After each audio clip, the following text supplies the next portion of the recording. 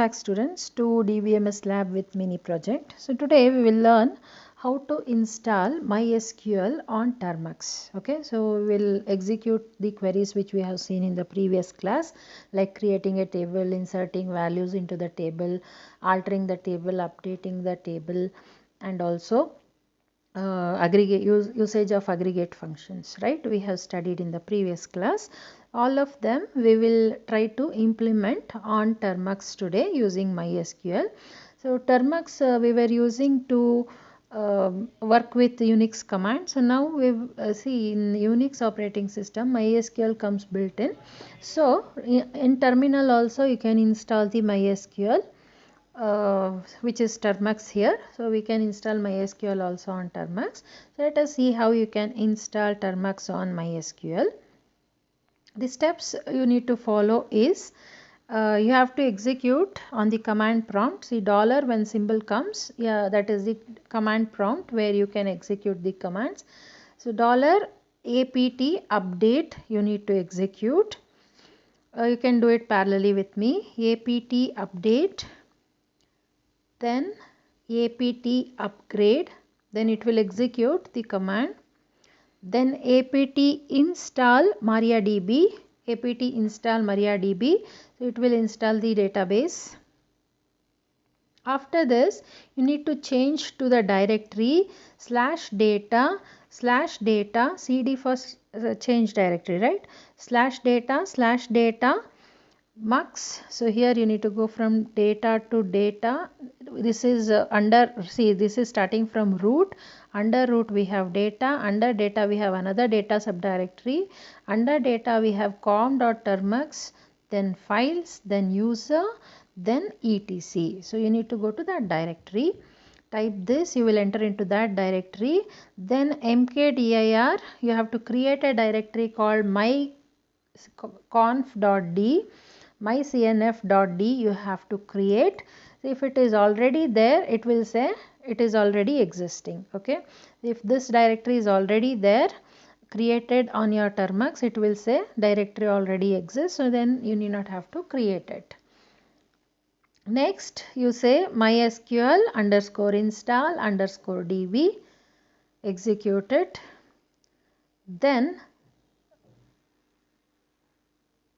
you say,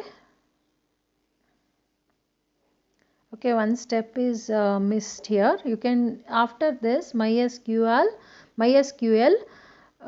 install db, after this you say mysql d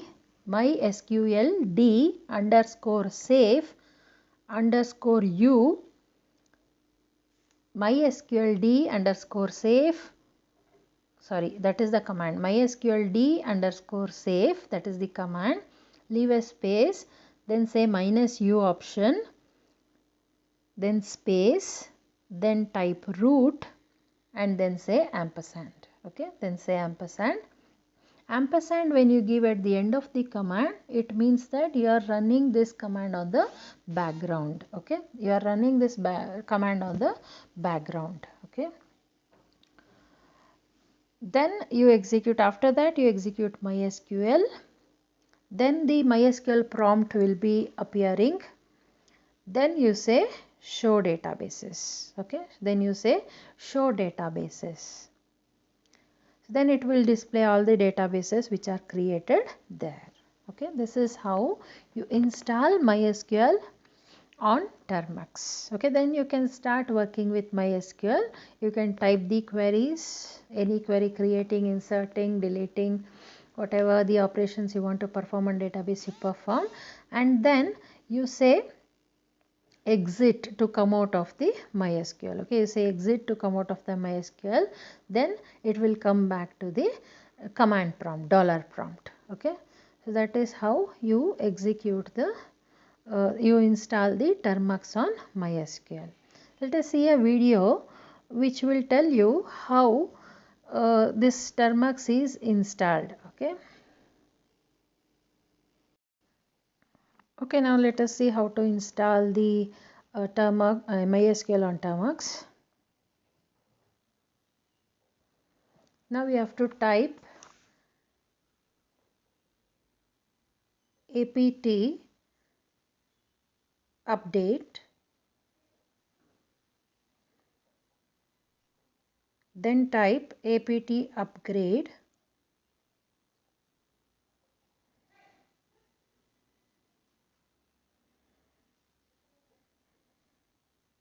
then apt install MariaDB,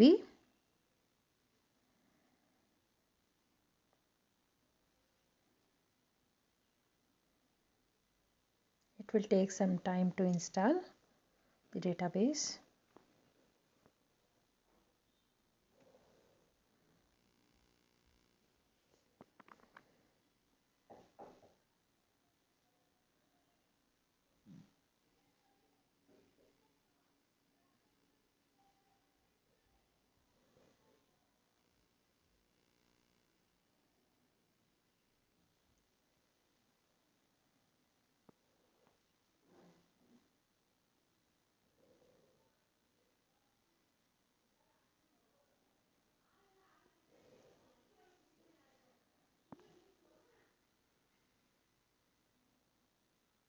It is also showing you the progress. Okay, it is done. After that, you say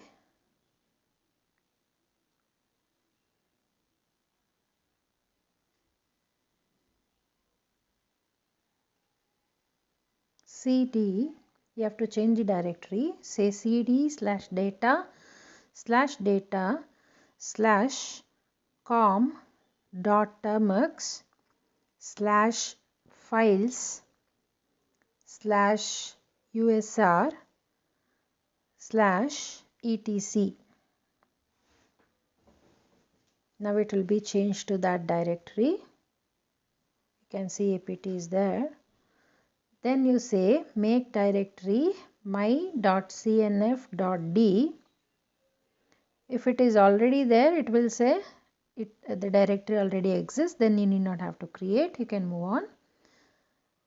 Okay, then after that you have to write the command, you have to type the command mysql underscore install underscore db, mysql underscore install underscore db. Okay, after this you say mysql db underscore mysql d, not db, mysql d underscore safe and space minus u space root and ampersand. It will run that in the background. Any process you want to run in the background, then you say ampersand at the end of the command. After that you will get the blank space where you need to type mysql. So mysql minus u root not necessary to type, you can simply say mysql, then you will be getting this prompt. Okay, you will be getting this prompt, that greater than symbol prompt, and then you can say show databases, where all the existing databases will be displayed. Okay, where all the existing databases will be displayed. Okay, that is how you install the MySQL on the Termux. Is that clear? You can take your time to install this, then we'll move on to the create table command. We'll create the tables.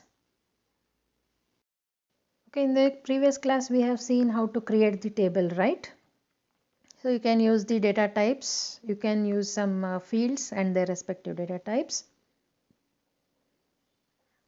Varchar we have seen, char we have seen. So the create table will be written like this.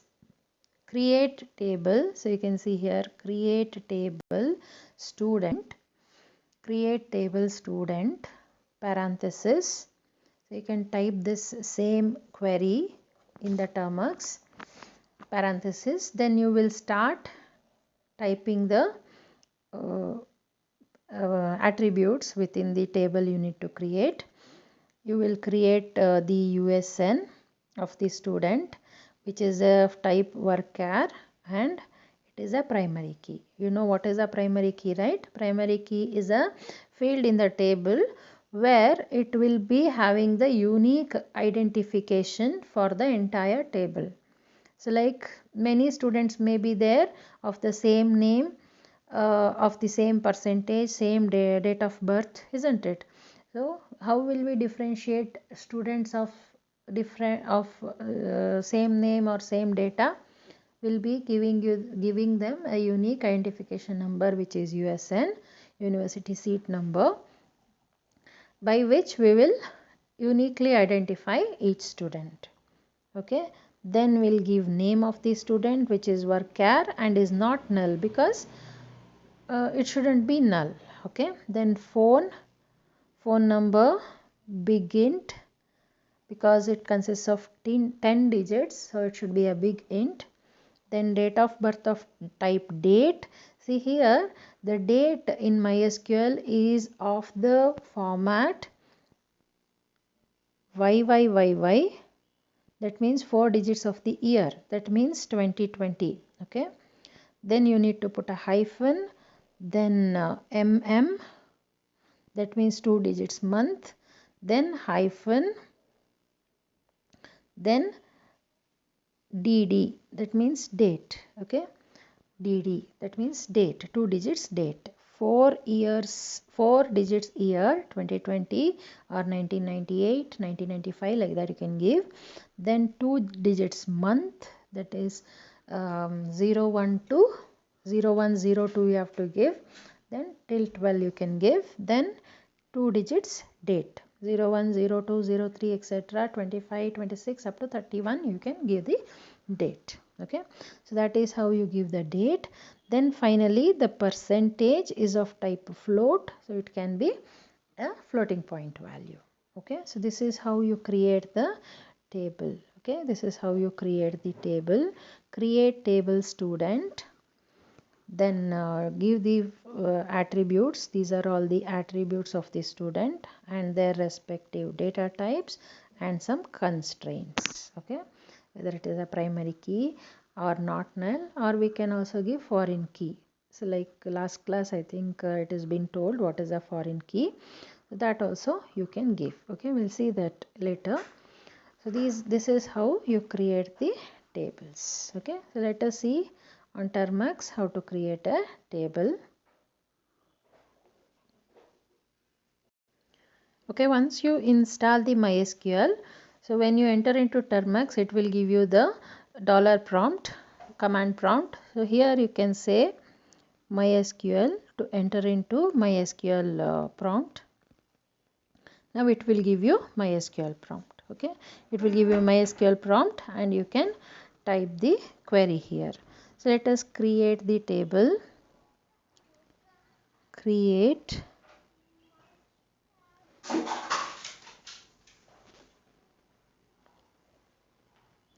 table. So now we have to create a student table, right? So let us say student. Create table student. You can parallelly type the query with me. Create table student. You have to put the parenthesis. Create table student parenthesis. After that you can go on giving the attributes. So now let us say USN, and the type of the USN is varchar, variable character, varchar. So USN is of 10 digits, right? 10 characters. So let us say within parenthesis 10 characters, USN 10 characters. Then close the brace, comma. Then next attribute you give, and you can also say it as a primary key. Okay, you can tell this USN as a primary key because it need to be unique for each student. So it primary key becomes a constraint for the USN. Okay, so comma, then say yes name, student name, space the data type of the student name. So it should also be varchar, right? So let us say varchar. varchar, and the number of characters, let us say 20 characters in a name we have provided, comma, and you can say that it shouldn't be null, comma, then let us say phone number to store, phone, and this phone is begint, comma, date of birth, DOB, date of birth, let it be a date type, comma, and let us say percentage, percent, let us take percent, then float. The data type of the percent is float. Okay, then close the brace, put semicolon, say enter. So there is an error. Okay, no database selected. Yes, so this is a thing you need to do. Okay, so before you create the table, you need to, that table should be within a database. Okay, see, now when you create a student table, let it be under university database. Okay, let us say a university database we are creating. There we will have account section, students data section, library section, cafeteria section, admission section, department section, examination section, isn't it? So for all of them you can create separate tables. So all those tables are interrelated, which in turn will have interrelated data, right? So university, let us take the name of the database. Under university you can go on creating the tables like this for maintaining each different category of data elements. Okay, so let us say create is only the command used to create the database. So let us say create database university,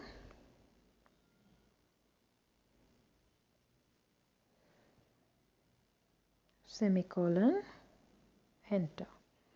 So it says query okay. If everything is fine, if query is successfully executed, it will say query okay, one row affected. Okay, so now university database is created. So let us say show databases. It will display all the databases which are existing in your system. So let us say show databases, semicolon I have not given, so it is giving you the secondary prompt. See, here I have not given the semicolon. After show databases I have not given the semicolon, so it is giving you the secondary prompt so that I can complete my query. The query is not yet complete, so to complete my query it is giving me the secondary prompt. Okay, so now I will give you the semicolon, say enter, then it will show you all the databases. See, it will show you all databases: college database, information schema, MySQL, performance schema, test, and university. So these are all the databases which are currently existing in MySQL. Okay, see, when you press the back button on your phone, then the keyboard will be invisible. Okay, so now you can scroll this side from left to right, then keyboard option will be available. So then you can say you will get the keyboard. Okay, then you will get the keyboard. So that is how you can hide the keyboard and get it back. Fine. Okay, so these are the, see, when I press back button the keyboard will be hidden. Okay, these are all the databases which are present. So now our query is here, right? We created the table, our query is here. So now again you need not have to type it, you can just copy paste it. You can say copy, you can select this portion, say copy, and come and paste it here in the new prompt. Okay, so paste it, then execute. So some error is there. Let us see what is the error.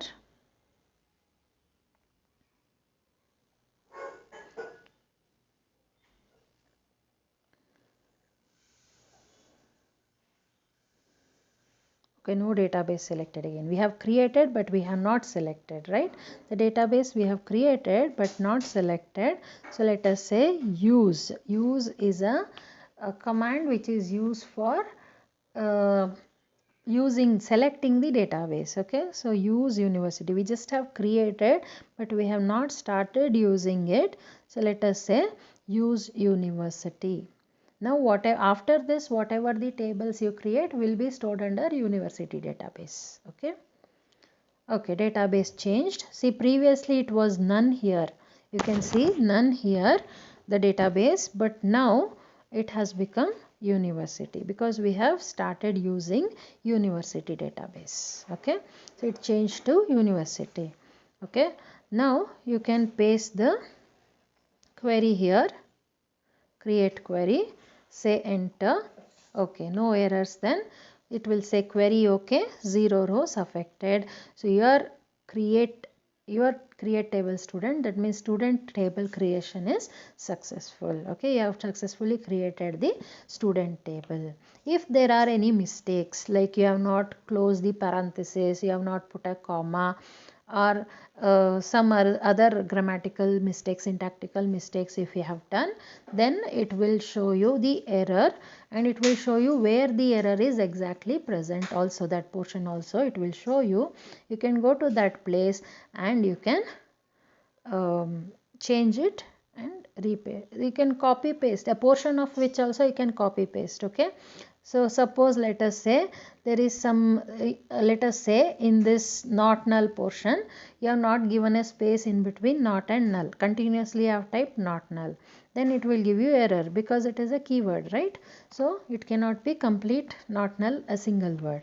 So then what you will do, you will select till not null, copy, paste it in the new prompt, then skip this not null, there separately you type not space null, then again copy this portion of the query, copy and go and paste it there.